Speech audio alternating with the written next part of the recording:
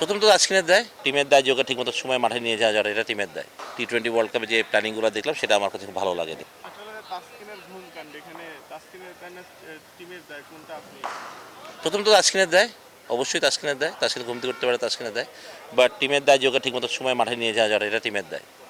আর হচ্ছে হাতুড়ি সিংকে আপনি কোচ হিসেবে চান কিনা বা তার অবস্থান কিভাবে আপনি মূল্যায়ন করবেন?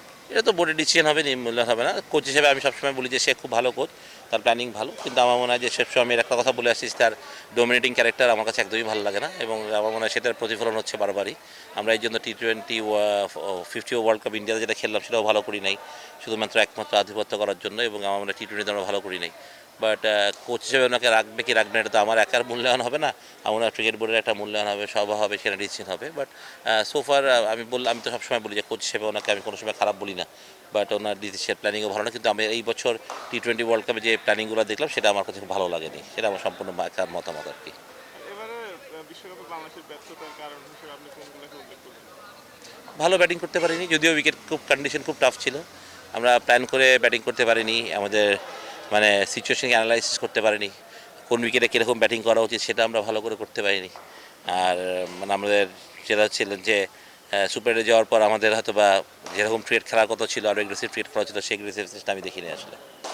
আর কোচ হিসেবে আসলে আপনি আগ্রহী কিনা? আমি তো কোচিং করার জন্য, বাট যেহেতু আমি এখন বোর্ড ডিরেক্টর, হয়তো আমার এইখানে সুযোগটা কম, হয়তো আমাকে রিজাইন করে হয়তো বাংলাদেশ টিমের কোচ হতে হবে করতে হলে, বাট সেটা অনেক পরের কথা। বাট সেটা আমি জানি না, বাট হ্যাঁ অবশ্যই আমি তো যখন থেকে কোচিং শুরু করি, সেই খেলা ছাড়ার পর থেকেই, তখন থেকে তো আমি অবশ্যই স্বপ্ন দেখি যে বাংলাদেশ ক্রিকেটের একজন কোচ হব, বাট সেটা এখন নাকি পরে সেটা বলতে পারবো না। এটা হচ্ছে বাংলাদেশ যে ধরনের উইকেটে খেলা হয় বাংলাদেশে, সেখানে বিশ্বকাপের মঞ্চে ফাইট করা কঠিন ছিল কিনা বা কতটা কঠিন?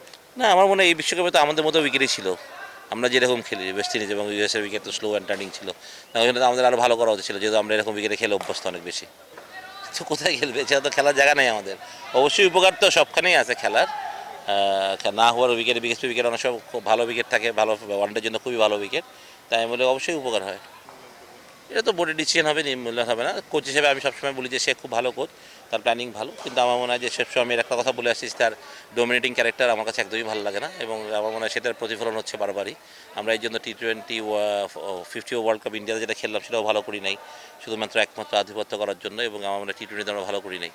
বাট কোচ হিসেবে ওনাকে রাখবে কি রাখবে না, এটা তো আমার একার মূল্যায়ন হবে না, আমার ক্রিকেট বোর্ডের একটা মূল্যায়ন হবে, সভা হবে, সেখানে ডিসিশন হবে। বাট সোফার আমি তো সবসময় বলি যে কোচ হিসেবে ওনাকে আমি কোনো সময় খারাপ বলি না, বাট ওনার ডিসিশন প্ল্যানিংও ভালো না, কিন্তু আমি এই বছর টি-20 ওয়ার্ল্ড কাপে যে প্ল্যানিংগুলো দেখলাম সেটা আমার কাছে খুব ভালো লাগেনি, সেটা আমার সম্পূর্ণ একার মতামত আর কি। আর এবারে বিশ্বকাপে বাংলাদেশের ব্যর্থতার কারণ হিসেবে আপনি কোনগুলোকে উল্লেখ করবেন? ভালো ব্যাটিং করতে পারিনি, যদিও উইকেট কন্ডিশন খুব টাফ ছিল, আমরা প্ল্যান করে ব্যাটিং করতে পারিনি, আমাদের সিচুয়েশনকে অ্যানালাইসিস করতে পারিনি, কোন উইকেটে কীরকম ব্যাটিং করা উচিত সেটা আমরা ভালো করে করতে পারিনি। আর আমাদের যেটা ছিলেন যে সুপার এটে যাওয়ার পর আমাদের হয়তো বা যেরকম ক্রিকেট খেলার কথা ছিল, আরও এগ্রেসিভ ক্রিকেট খেলা ছিল, সেই এগ্রেসিভনেসটা আমি দেখিনি আসলে। আর কোচ হিসেবে আসলে আপনি আগ্রহী কিনা? আমি তো কোচিং করার জন্য, বাট যেহেতু আমি এখন বোর্ড ডিরেক্টর, হয়তো আমার এইখানে সুযোগটা কম, হয়তো আমাকে রিজাইন করে হয়তো বাংলাদেশ টিমের কোচ হতে হবে করতে হলে, বাট সেটা অনেক পরের কথা। বাট সেটা আমি জানি না, বাট হ্যাঁ অবশ্যই আমি তো যখন থেকে কোচিং শুরু করি, সেই খেলা ছাড়ার পর থেকেই, তখন থেকে তো আমি অবশ্যই স্বপ্ন দেখি যে বাংলাদেশ ক্রিকেটের একজন কোচ হব, বাট সেটা এখন নাকি পরে সেটা বলতে পারবো না। এটা হচ্ছে বাংলাদেশ যে ধরনের উইকেটে খেলা হয় বাংলাদেশে, সেখানে বিশ্বকাপের মঞ্চে ফাইট করা কঠিন ছিল কিনা বা কতটা কঠিন? না, আমার মনে হয় এই বিশ্বকাপে তো আমাদের মতো উইকেটই ছিল, আমরা যেরকম খেলি ওয়েস্ট ইন্ডিজ এবং ইউএসের উইকেট তো স্লো অ্যান্ড টার্নিং ছিল, ওইখানে তো আমাদের আরও ভালো করা উচিত ছিল, যেহেতু আমরা এরকম উইকেটে খেলে অভ্যস্ত অনেক বেশি।